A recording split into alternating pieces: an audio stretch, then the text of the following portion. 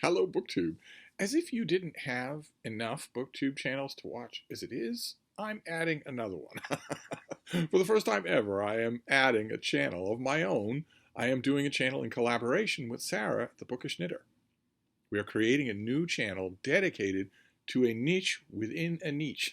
We are both big fans of the romance genre. And in the romance genre, there is a kind of little isolated kingdom, the category romances, that most famous by Mills and Boon and also Harlequin, where it's not just that it's a romance story, it's that there are narrow parameters, usually page count, usually outcome, usually a set of narrative gimmicks.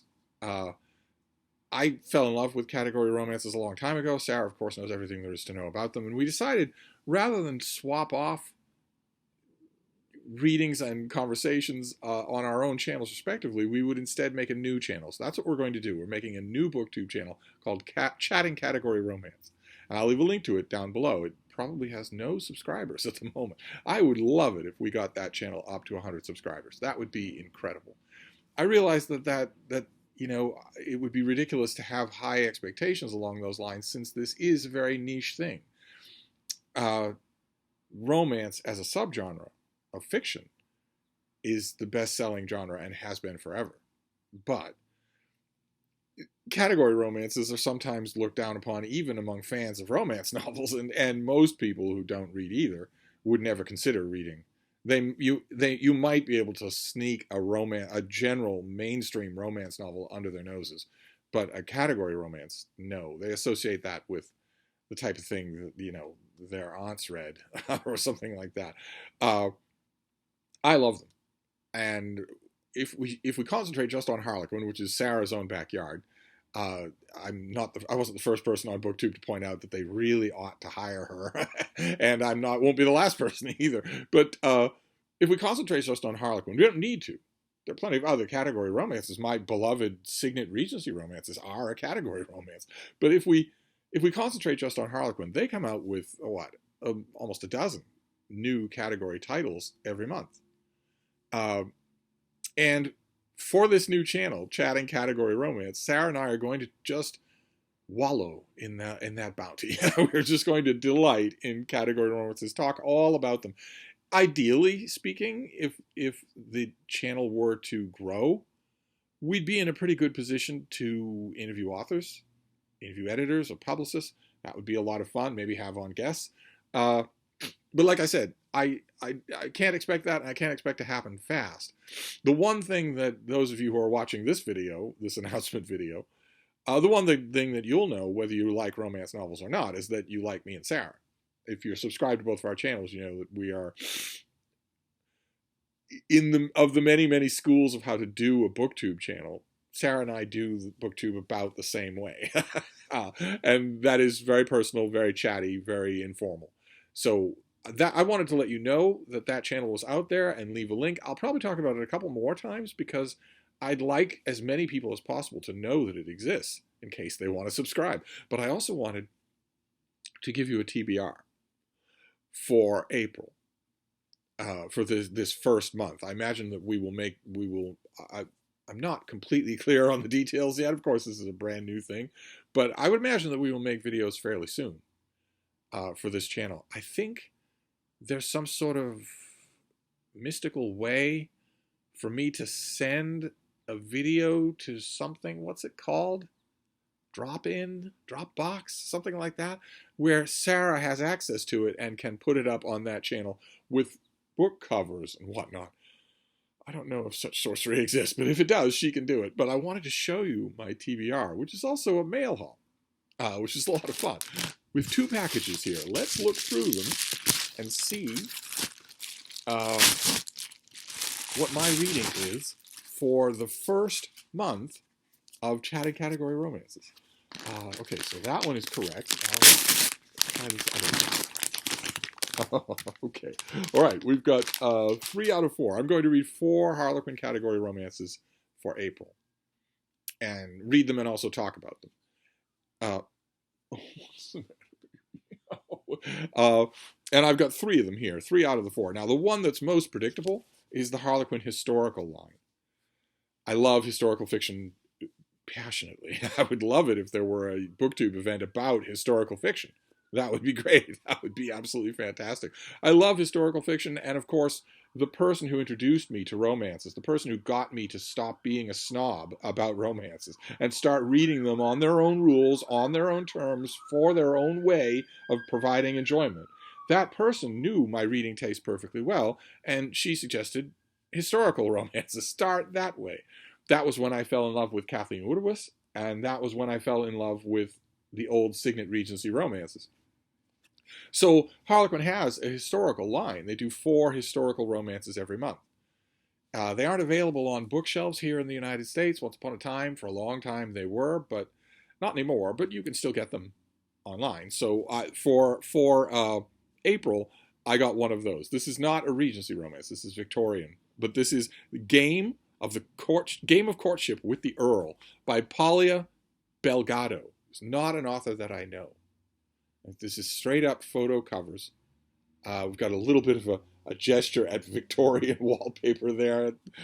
None of the historical details are particularly on the cover are particularly correct. But what do we have here? American heiress Maddie DeVries is aware that most people think she's too tall and ungainly to find a match. If she's an heiress in the Victorian era, she'll have a line of people waiting. And that's before any gentleman learns of her unladylike interest in manufacturing. So she enlists her friend's brother Cameron, the Earl of Balfour, in a game of pretend courtship to win suitors. It works like a charm, but why is a man who's sworn off love, Cameron, the only one she craves? So, you've got historical fiction, and we'll see. I don't think I've ever read Paula Belgado, so I don't know how heavily she leans on the historical part of historical romance. I have no idea how much she does that. I'll find out. But in addition to that, regardless of the historical setting, there are also certain plot formula for romances, and one of them is the pretend romance that turns serious. So, it can be a heartwarming one. So, I've got a Victorian romance. That's one of the 4 that I'll be doing. I've only got 3 here. One of them must be coming to me separate. This is 2 packages for 3 books with 1 more coming, instead of just waiting and maybe putting all 4 books in 1 package. A little wasteful. Then we have the Harlequin Presents line. Now, the Harlequin categories range all over the map. They range from as clean as a scrub tabletop in terms of hanky-panky, where you could let, an 8-year-old read it. They wouldn't get anything out of it, but they wouldn't also get anything out of it, if you know what I mean. They range from there all the way to hot and spicy. Although, if I remember correctly from watching Sarah's videos and also from my own reading, the hottest and spiciest Harlequin category romance was canceled a long time ago and no longer exists. But I have plenty of them as ebooks. And you would think that of those categories, the one that would be my favorite would be the Harlequin historical. That tends not to be true. I don't know why that is. Maybe it's because over the years, the historical part of Harlequin historical has seemed to me to be a lot more watered down. I'm a fan of historical fiction, like I said. So if you're going to set a book in, Anglo-Saxon England or Victorian England, but the historical part, the historical feeling of your book is going to be basically ye olden times, that's going to annoy me. I'm going to be encountering all sorts of problems, anachronisms. Actually, my favorite of all of the Harlequin imprints is this one. It's Harlequin Presents. And these are always contemporary. And this is a very old-fashioned Harlequin title, reclaimed by his billion-dollar ring. The old Harlequin romances, just straight-up Harlequin romance, and the Harlequin Presents always have this kind of synopsizing the whole plot of the book in the title. I never agreed with it. I never do. It seems like just blatant pandering to I'm sure that it was born out of a middle-aged man's insulting idea of how stupid his female readers were, and somehow or other it's just stuck around. Now it's honored usage, but I don't like it at all. I guarantee you, as I always say on this channel, I guarantee you that in 10 pages of reading this book, I will come across something that would make a better title than this. What is that? That's a plot description, not a title. But anyway, this is by Julia James, who I don't think I know. And once again, we have a kind of a photo cover. It looks like looks like Greek columns in the background there. So maybe he's a Greek shipping magnate. They're a dime a dozen in Harlequin Presents. Let's see. It's been 8 years since Nikos Kavadis left Kalanthi Petronakos. Well, they're both Greek. Without a goodbye. But the sting feels fresh when she sees him across a crowded Athens ballroom. He once introduced her to passion, and then he shattered her trust. It's horribly clear Calanthe is still susceptible to Nikos' potent brand of masculinity, but even so, the Greek's shocking proposal leaves her breathless. Because whilst agreeing to be his bride is the only way to help her ailing father, it feels like she's walking back into the lion's den. Oh my god, is this another pretend romance? 2 of those gimmicks at the same time in the same mail? Okay, well, I don't think I know this author. So this is another case where I'll be striking out the entire tale. That's always fun, whether it's in Harlequin Romances or Kindle Unlimited or anything, really. To encounter a new, to me, author who probably has a large number of books. I wonder if this will tell me. Does the Harlequin Presents tell me? Oh, yes, it does. Yeah, she has almost a dozen other books. And they all have these dumb titles. These Billionaire's Mediterranean Proposal, Irresistible Bargain with the Greek's Duty-Bound Royal Bride, that sort of thing. I guess she has a thing for Greeks. Can't say that's a mystery. And then the last one for today, one other book is coming. So it'll give me another chance, maybe tomorrow or the next day, to make another video plugging this new channel, Chatting Categories. It's going to be so much fun. We're going to have so much fun over there. I hope we're not doing it alone, is my main worry. As strange as that is for somebody who doesn't care about subscriber counts, it's different when the subscriber count is 0. I never had that on this channel. Thanks to Chris and Giselle Rhodes, I had a number of people waiting for me to start a channel. So when I made my first video, I already had subscribers, quite a few of them. Whereas this will be starting from scratch in a niche within a niche. So I'm not expecting miracles. But anyway, this next one is a Harlequin intrigue.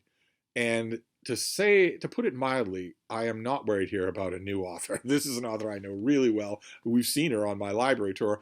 I've never read anything by this author that I didn't like. This is Set Up in the City by B.J. Daniels, who has a thriving career in mainstream romance publishing. But she sticks with the category romances, and I don't know, Sarah would probably be able to know better, but I honestly get the impression that a lot of the women who stick with the category romances, even after they've struck gold in the mainstream market, do so because of the connections they've made, because the behind-the-scenes editorial support is so warm and welcoming. But B.J. Daniels is terrific. Let's see what we have here. Deputy Willie Colt feels at home in the wide open spaces of Montana. That is Willie Colt. Pretty sure that Willie Colt's salt-of-the-earth father would tell him to get a haircut. Attorney Eleanor Schaefer has a corner office with a spectacular view of Seattle. Now that's kind of odd. If that's supposed to be Seattle, why wouldn't you have the famous Space Needle? Well, that's kind of odd. Maybe it doesn't end up being Seattle. Let's see here. He was brutally attacked while trying to extradite her client.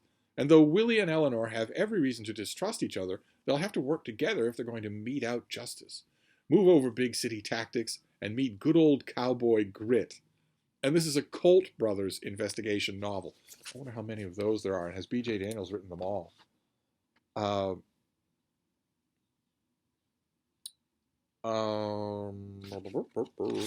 going to tell me? I don't know that you are. Oh, well, here we go. Colt Brothers Investigation, Murder Gone Cold, Sticking to Her Guns, Christmas Ransom, Set Up in the City. So there are 4 of them. They're all by B.J. Daniels. I don't think I've read any of them. So this will be the first one. You don't have to worry about that with books and series, and especially in the category line. You're going to be well taken care of. You feel like you're coming in the 6th book of a fantasy series or something like that. I'm trying to figure out though here. Deputy Willie Colt feels at home in the wide open spaces of Montana. Attorney Eleanor Schaefer has a corner office with a spectacular view of Seattle. He was brutally attacked while trying to extradite her client. So it was that he refers to Deputy Colt. Okay, so that brings them together. And this also will be very close first cousin to the plot gimmick that we saw in the first 2 books. Because here it won't be that they arrange a fake romance that turns real. It'll be that they're only working together. This is just business, but they can't help but feel the attraction between each other. That's how it worked with me and Deb. several times. Anyway, so there you go. Those are my 3 of my 4. I have one more coming. These are 3 of my 4 books for TBR for a new channel. So much fun. I mean, Sarah and I get along like a house on fire anyway, so we might as well make a channel together. So this is going to be dedicated to category romances. We will probably not be extending the net to romances in general, although we could, right? Because mainstream romance novels are still categories. There are westerns, there are extremely spicy things, there are contemporary things, there are historical things. It could blossom into just a general romance channel. That would be fine by me. But I'll leave a link down below in case you want to go and give us a pity subscription to start with until we get things moving. There aren't any videos on there yet, but we'll be working on that. Because, of course, Sarah will also be putting April category content on that channel, same as me. And we'll be having regular conversations as well, I would imagine. That we'll all be there. That'll be the place for you to go to get it. But I'm going to do one more video because I've only got 3 out of my 4. There's one more coming. So I'll do one more video on that and plug it again. But I wanted to make sure you knew that you'll be able to see all of this somewhere else. So anyway, I'll wrap this up for now, and I will see you soon. Thank you, BookTube.